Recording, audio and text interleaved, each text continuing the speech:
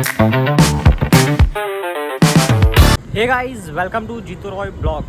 તો બહુ દિવસ પછી હમણાં બ્લોગ સ્ટાર્ટ કરું છું બિકોઝ ટાઈમ નહોતો મળતો. તો 1 મહિના જેવું થઈ ગયું પણ હજુ સુધી મેં શૂટ જ નથી કર્યું. તો હમણાં ફિલહાલ ફ્રી પડ્યો છું, તો હમણાં બહાર ઘરના નીચે આવ્યો છું.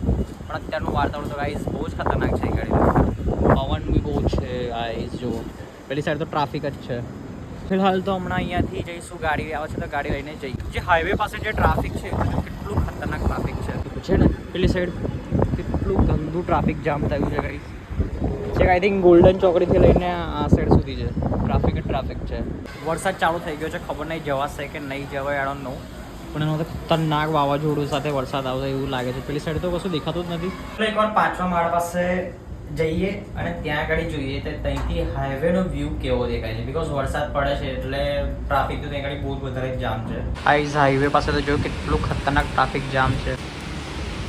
તો ફૂલ જામ છે ટ્રાફિક. પેલી સાઈડની જે લાઈન છે ને રાઈટ સાઈડ એ તો આખી ટ્રાફિક જામ જ છે તૈયારી. તો ફિલહાલ ગાડી આવી ગઈ છે તો ગાડી લઈએ અને જઈએ. ગાઈઝ મેં હમણાં ઊભો છું પરાજ વાટિકા બાગ છે ત્યાં ગાડી. બટ આખો પલળી ગયો છે totally.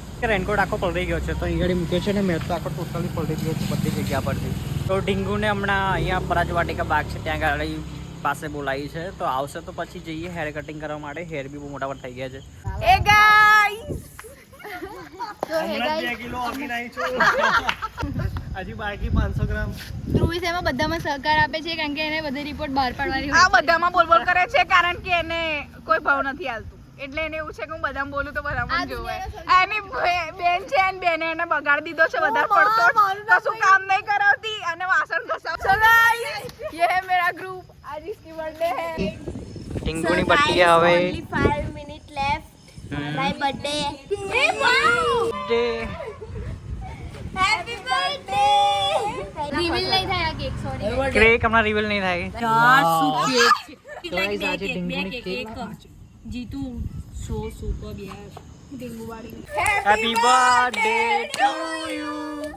Happy birthday to you. પેલાથી પૂછતું નહીં લા. Birthday to your Dhingu. Happy birthday to you. કાલે ઘર પાસે આવી ગયો તો પણ વધારે શૂટ ના કરી શક્યો બિકોઝ ચાર્જિંગ હતું નહીં. તો હમણાં તો મોર્નિંગમાં આવી ગયો છું ઘર પાસે અને ફ્રેશ ફ્રેશ થઈને નીચે આવી ગયો છું. અને હવે અમે જઈએ છીએ બહાર. તો ઢીંગુ હમણાં મારા ઘર પાસે આવી છે તો આજે Dhingu happy birthday Dhingu. Thank you. How are you? તો ચલો હવે ગાડી લઈએ અને જઈએ યાર.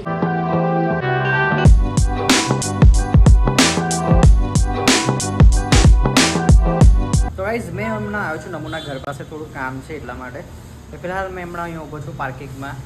આ છે ગાડી અને અહીંયા ગાડી સૂક્યો છે ઢીંગુનો રેનકોટ છે અને તે ઉપર ગઈ છે તો આવે છે. તો હું ફિલહાલ હમણાં અહીં ગાડી વેઇટ કરું છું. પણ અહીંયા ગાઈઝ એને જે બિલ્ડિંગો છે આવાસ યોજનાના જ ઘર છે નરેન્દ્ર મોદીના.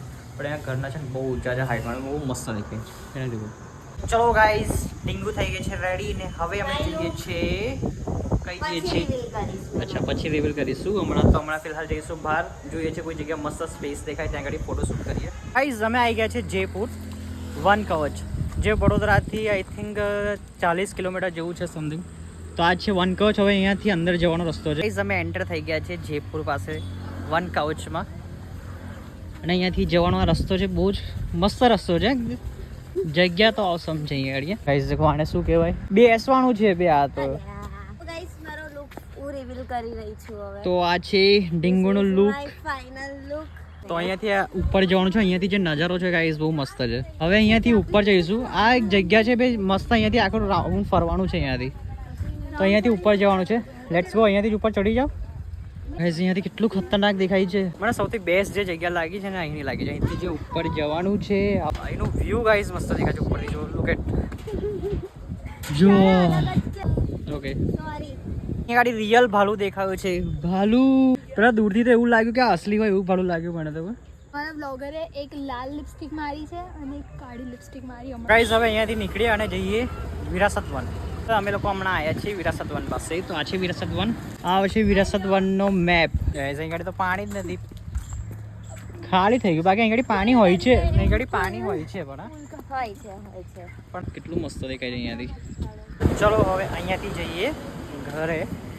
બિકોઝ ઓલરેડી 500 વાગી ગયા છે તો અહીંયા જતાં જતાં કલાક લાગશે એટલે 6 તો વાગશે ત્યાં ગાડી જતાં જતાં. હવે અહીં ગાડી બી મસ્ત ચાંપડી.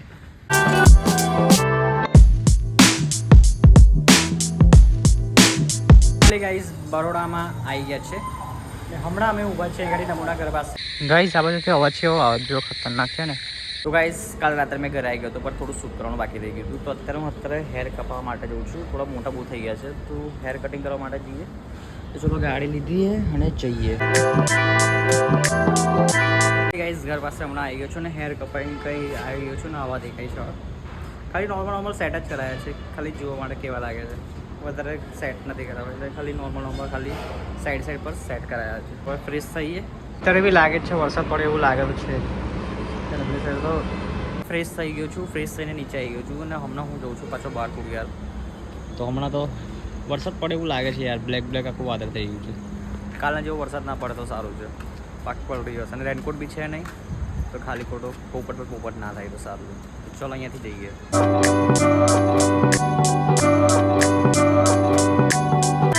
પાસે આવી ગયો છું ને અહીંયા બાકડા પાસે બેઠો છું. ચલો આ બ્લોગને કરીએ હવે એન્ડ. જો બ્લોગ તમને પસંદ આવ્યો તો લાઈક કરી દેજો. ચેનલ પર નવા હોય તો સબસ્ક્રાઈબ કરી દેજો. મળીએ નેક્સ્ટ બ્લોગમાં. Thank you so much for watching. By.